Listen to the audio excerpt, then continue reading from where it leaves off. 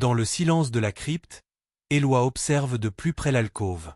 La créature sculptée semble fixer le vide avec une intensité troublante, comme si elle attendait quelque chose, ou quelqu'un.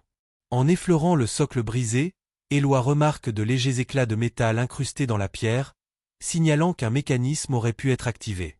Une inscription à demi effacée émerge sous la mousse, l'œil du gardien mène à la mémoire. Intrigué, Eloi cherche autour de la sculpture et découvre que l'un des yeux du lion-hibou est une pierre précieuse dissimulée derrière une fine pellicule de poussière. En la pressant, un déclic résonne dans la crypte. Le mur derrière l'alcôve se met à trembler légèrement, révélant une niche contenant un coffret scellé. Gravé dans le bois ancien, archive d'un pacte oublié. À l'intérieur, des parchemins racontent l'histoire d'un ancien ordre secret qui aurait veillé sur des connaissances interdites.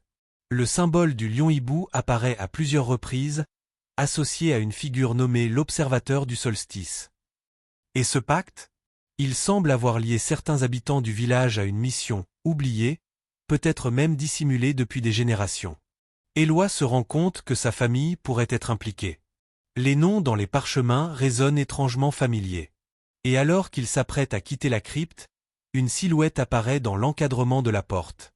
Dans l'ombre de la crypte, la silhouette reste immobile, comme figée dans le temps.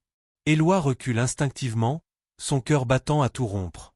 Un murmure brise enfin le silence, « Tu n'aurais jamais dû descendre seul ». La figure se dévoile peu à peu sous la lumière vacillante. Un vieil homme aux traits familiers, portant un médaillon identique à celui aperçu dans les parchemins. Il se présente comme Alban, ancien archiviste du village, et protecteur silencieux des savoirs cachés. Selon lui, le pacte brisé il y a plusieurs décennies a provoqué le réveil d'une force oubliée, une entité que le lion-hibou aurait jadis enfermée dans les entrailles du sanctuaire. Pour en empêcher le retour, Alban propose à Eloi un choix, refermer la crypte à jamais, effaçant toute trace du pacte, ou raviver l'ordre ancien en devenant à son tour un observateur. Mais chaque option implique un sacrifice, mémoire ou vérité.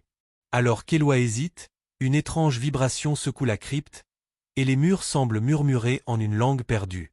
Le coffret s'ouvre à nouveau, révélant une nouvelle carte. Elle mène à la seconde grange, bien plus ancienne, isolée dans les marais. Merci d'avoir écouté cette histoire jusqu'au bout. Si cette histoire vous a plu, n'oubliez pas le petit pouce. À bientôt pour la suite.